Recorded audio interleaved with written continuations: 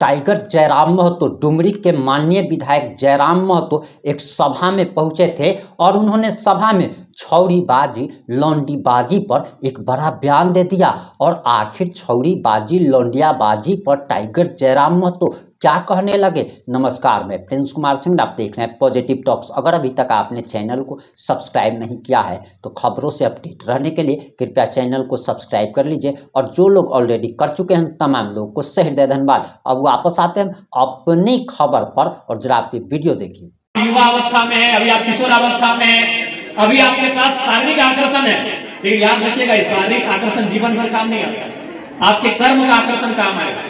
अगर आप किसी क्षेत्र में किसी कर्म में निपुण नहीं होंगे तो लोग आपको याद नहीं करेंगे। अभी आप अच्छा दिखते हैं, आपके शरीर में ऊर्जा है, आपके शरीर में ताकत है, लोग आपको पूछेंगे। जैसे जैसे समय व्यतीत होता चला जाएगा, जैसे जैसे समय पार होता चला जाएगा, उस समय आपको इस शारीरिक आकर्षण नहीं, आपने जो काम किया है, आपने जो अनुभव हासिल किया है, आपने जो अपने आप को इन कई सालों की तपस्या में तपाया है, गलाया है और उससे जो अपने हुनर हासिल किया है, वही आपके मान सम्मान और पहचान को बना कर। इसलिए इस बात को क्लियर रखिएगा, ये समय बार बार नहीं आएगा, इस समय बहुत मुश्किल से आता है। और एक बात हमेशा याद रखिएगा, मैं बार बार कहता हूं, आज जो आप इस विद्यालय तक आए हैं, गांवों की पगडंडियों को लांघकर, आप केवल अपनी इस बस्ते में 4-5 किताबों का भार लेकर नहीं आए हैं। आप अपने बस्ते को अगर देखेंगे, जो बैग लेकर आप कॉलेज में आए पढ़ने के लिए, उसमें केवल आपका टिफिन बॉक्स, आपके पानी की बोतल या किताबों का भार नहीं है, आपके बूढ़े बाप बाप की जो उम्मीदें हैं उसका भार। इस बात को याद रखें। यदि आप कुछ नहीं कर पाते हैं मेरे प्यारे भाइयों और बहनों, तो ज्यादा कुछ नहीं होगा, आपका परिवार कम से कम 25 साल पीछे चला जाएगा, एक पीढ़ी पीछे चला जाएगा। अगर आप कुछ नहीं करते हैं तो एक पीढ़ी पीछे चला जाएगा। क्यों मालूम है?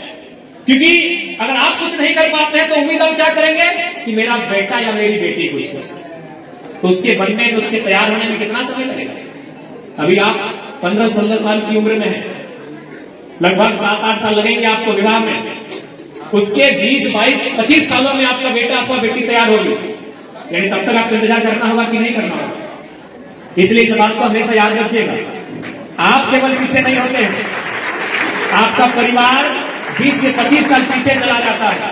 और हमारे बीच हमारी माता स्वरूप इस राज्य की पूर्व मंत्री, वर्तमान में बाल सुरक्षा आयोग की अध्यक्षा बेबी देवी जी आई है। मैं इस क्षेत्र का जनप्रतिनिधि और साथ ही साथ मैं इनका बेटा स्वरूप हूं, मैं इनका अभिनंदन करता हूं, मैं इनका स्वागत करता हूं और पूरे विद्यालय परिवार की ओर से मैं इनका अभिनंदन करता हूं।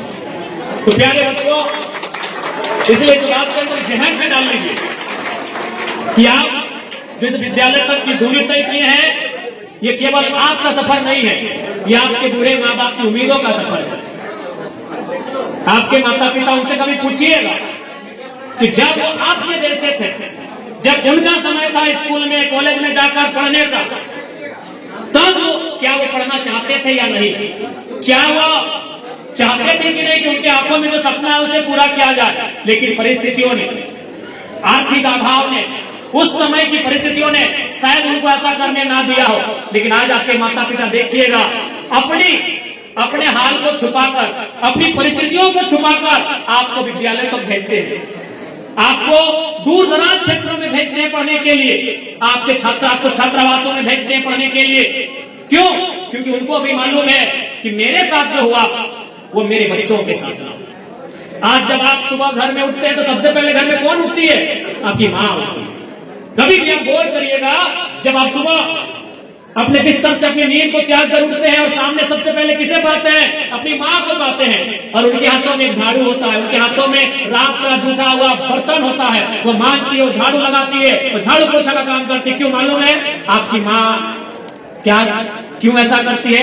वह भी चाहती है जब मेरी बेटी बड़ी हो जाए तो उसके हाथों में जूठे बर्तन नहीं, उसके हाथों में झाड़ू नहीं, उसके हाथों में कलम हो और वो किसी कार्यालय में बैठकर वीडियो सीओ की जिम्मेदारी को निभाए। इसलिए वो 4 बजे सुबह उठती है। उसे शौक नहीं है 4 बजे सुबह उठने का, लेकिन वो इसलिए उठती है, आज भी इस उम्र में भी वो इसलिए मेहनत करती है कि उसने जो देखा, उसने जो सहा, उसने जिन स्थितियों का सामना किया, वो सामना आपको ना करना। इसलिए जो बस्ते आप लेकर आ रहे हैं, उसमें केवल आपके पुस्तकों का भार नहीं है, उसमें आपके टिफिन बॉक्स का भार नहीं है, उसमें आपके माता पिता की उम्मीदों का भार है।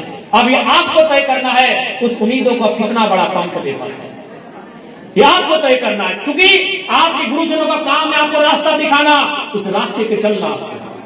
मैं बार बार अक्सर कहता हूं कि आपका जो रास्ता है उसे आपको अकेले तय करना होगा। क्योंकि इस दुनिया में, इस जहान में आपके सिवा, इस देश के महान संत विवेकानंद जी ने एक बात कहा था कि दिन में एक बार स्वयं से बात कर लिया करो, दिन में एक बार स्वयं से बात कर लिया करो, नहीं तो दुनिया के सबसे अच्छे इंसान से मिलने का मौका गवा दो। आपको क्या लगता है कि आपकी माँ आपकी है? आपको क्या लगता है आपके पिताजी आपके हैं? एक बात बताइए, जो आपकी माँ है वो किसी की बहन है कि नहीं है? जो आपकी माँ है वो किसी की पुत्रवधू है कि नहीं है? जो आपकी माँ है वो किसी की भाभी लगती है, वो किसी की पत्नी लगती है, वो किसी की मामी लगती है। तो आप कैसे विश्वास करेंगे और कैसे आप दावा करेंगे वो माँ सिर्फ आपकी है? वो और भी लगती है किसी।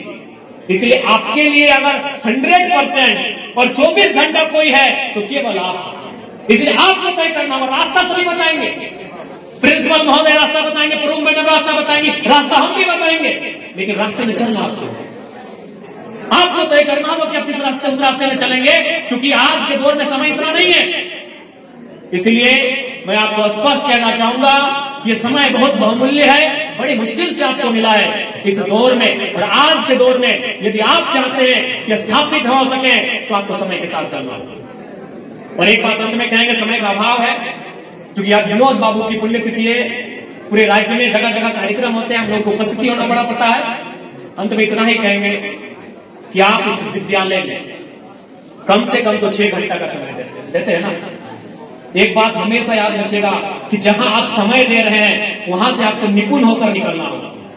यदि किसी बहन को अगर पढ़ने में मन नहीं लग रहा है तो मैं सीधा और साफ शब्दों में कहूंगा कि तुम पढ़ने लिखने के स्थान पर तुम्हें गाने का मन करता है तो 6 घंटा तुम गाने का प्रैक्टिस करो। यदि किसी भाई को पढ़ने में मन नहीं लग रहा है, उसे खेलने में मन लग रहा है, उसे पहाड़ चढ़ने में मन लग रहा है तो तुम 6 घंटा पहाड़ चढ़ो। लेकिन शर्त है कि तुम्हें इस राज्य का नंबर 1 माउंट क्लाइंबर होना चाहिए। लेकिन शर्त है कि तुम्हें इस राज्य का नंबर 1 गायिका होना चाहिए। जहां तुम समय देते हो वहां तुम्हें निपुण होना पड़ेगा, चाहे वो फील्ड कोई रहे, चाहे वो फील्ड कोई रहे, हर फील्ड में सम्मान है। तुम्हें जिस फील्ड में मन लगता है, क्योंकि आज आप यहाँ 6 घंटा समय दे रहे हैं, अगर आप खेलने में 6 घंटा समय देते हैं तो कम से कम तो राज्य का बढ़िया खिलाड़ी होना चाहिए। अगर आप दौड़ने में समय देते हो, यूसेन बोल्ट को जानते हैं ना, वो बार बार एक ही चीज कहते थे कि हमको 9 सेकंड दौड़ने के लिए 4 साल प्रैक्टिस करना पड़ता है। यूसेन बोल्ट को जानते हैं आप? सबसे इस दुनिया के सबसे बड़े धावक, स्पीड में उनका कोई मुकाबला नहीं। कितना दौड़ते थे मालूम है? मात्र 9 सेकंड, 100 मीटर का दौड़। पूर्वजों ने अपनी जमीन को दान देकर यहाँ महाविद्यालय की स्थापना की है। चाहे देवी महतो स्मारक विद्यालय की बात हो, या भूषण महतो स्मारक विद्यालय की बात हो, या ऊपर घाट में कैलाश महतो स्मारक विद्यालय की बात हो। क्या आपने कभी गौर किया कि हमारे पूर्वजों ने अपनी जमीन, एक बात हमेशा याद रखिएगा, हमारे पूर्वजों ने जमीन को हमेशा महत्व दिया है। ये जो झारखंड राज्य हमने बनाया, ये जमीन की लड़ाई है, तो हमारे पूर्वजों ने अपना सबसे बेशकीमती जमीन का टुकड़ा विद्यालय के लिए क्यों दिया? क्योंकि आप अगर ऐसे कुछ साल पीछे चले जाएंगे तो उस समय हमारे पूर्वज अपनी नौकरियों को छोड़ देते थे। क्योंकि हमें याद है, हमारा मामा घर कोलफील्ड एरिया में आता है, उनको घर से ले जाकर बीसीसीएल नौकरी देता था, वो छोड़ देते थे, बोलते थे नहीं हमारे बापा का बेटा है, बड़ी 4 धाम गवा है, नौकरी ना करें। लेकिन उन्होंने समय के साथ देखा कि शिक्षा एक क्रांति के रूप में आ रही है। हमें खेती बाड़ी के साथ साथ अपने बच्चों का बेहतर भविष्य बनाने के लिए उन्हें शिक्षा से जोड़ना होगा। इसीलिए जो हमारी सबसे बड़ी पूंजी थी, जो हमारे खेत हैं, जो हमारी जमीन का टुकड़ा था, उनको हमारे पूर्वजों ने दान देकर महाविद्यालय बनवाया ताकि हमारे बच्चे शिक्षा की क्रांति से पीछे थे। इसलिए हमारे पूर्वजों ने, आप जहां जाके देखिए, जितने भी महाविद्यालय विद्यालय बने हैं, चाहे वो सरकारी है, अनुदान से संचालित हो रही है, वो हमारे पूर्वजों ने दिया। इसलिए दिया है कि हमारे बच्चे पढ़े लिखे, क्योंकि हम जिस सदी में कदम रखने जा रहे हैं, जिस समय से हम गुजर रहे हैं, यहाँ शिक्षा सर्वोपरि होगा। इसलिए प्यारे बच्चों, आज आपको इस बात का ध्यान रखना होगा। आज आपको इसे अपने ध्येय में, अपने संकल्पों में स्थापित करना होगा कि आप आज जो समय दे रहे हैं, आज जो समय है, उस समय का आप कैसे सदुपयोग करते हैं। विनोद बिहारी महतो, जिनकी आज पुण्यतिथि है, झारखंड के विश्व पितामह पुरोधा, वो आजीवन कहते थे कि पढ़ो और बढ़ो। आज भी आवश्यकता है उनके इस विचार को चरितार्थ करने की। और विशेष हम देख पा रहे हैं, बहन लोग भी अब भारी संख्या में है। तो बहन लोग आप जानिए कि आज जिस भारत में आप रहते हैं वो पितृ प्रधान देश है। इस देश में अगर आपको सम्मान हासिल करना है अपने योग्यता के बल पर, तो आज आपको निपुण करना होगा। आज जो बहुमूल्य समय आपको मिला है, इस समय का सदुपयोग करना होगा। इसलिए इस क्षेत्र का जनप्रतिनिधि होने के नाते, इस क्षेत्र का विधायक होने के नाते मैं आपसे बिल्कुल कहूंगा कि आज सबसे पहले आप शिक्षित बने, आप योग्य बने, आप काबिल बने, तभी जाकर आप अपने आने वाले जीवन को बढ़िया से सुचारू रूप से संचालन कर पाएंगे। आज परिस्थितियां क्या है कि किसी से नहीं छुपा है। आज दुनिया कितनी जल्दी भाग कर आगे बढ़ रहा है, ये किसी से छुपा नहीं है। इसलिए आज आप सबों को आवश्यकता है कि आज जिस उम्मीद के साथ आप इस महाविद्यालय तक आए हैं, अपने गुरुजनों के, अपने शिक्षक शिक्षिकाओं के सानिध्य में शिक्षा अर्जन करने के लिए आए हैं, ये आपका पहला कर्तव्य होना चाहिए। क्योंकि देखिए, नावाडी, चाहे नावाडी का प्रखंड रहे, डुमरी का रहे या तोपचाची रहे, सभी ग्रामीण क्षेत्र से आते हैं, मध्यम परिवार से आप लोग संबंध रखते हैं। इसीलिए प्यारे बच्चों, आपको मेरा सीधा संदेश होगा कि आज जो समय आपको मिला, इस समय को मत गवाइए, इस समय को बिल्कुल भी मत गवाइए। जो बहनें, जो भाई पीछे के बेंचों में बैठकर गप्पे लड़ाते, याद रखिएगा, यदि आपको गृहस्थ जीवन में कदम रखना है, जैसे आपके माता पिता ने आपको जन्म दिया, आपको घर गृहस्थी के जीवन में ला के रखा है, तो आज आपको अपने आप को बनाना होगा। यदि आप गृहस्थ जीवन से नाता नहीं रखना चाहते हैं, तो बिल्कुल आपको जो करना है करिए, लेकिन अगर आप गृहस्थ जीवन से नाता रखेंगे और आज जो समय आपको बहुमूल्य मिला है, अगर इसका आप सदुपयोग नहीं कर पाते हैं, तो आने वाला दिन आपको पछतावा होगा। ये समय बार बार नहीं आएगा। मैं यह भी मानता हूं अभी। अब आपकी जो भी प्रतिक्रिया है कमेंट बॉक्स में जरूर लिखिएगा। जुड़े रहें हमारे साथ। जय हिंद, जय भारत।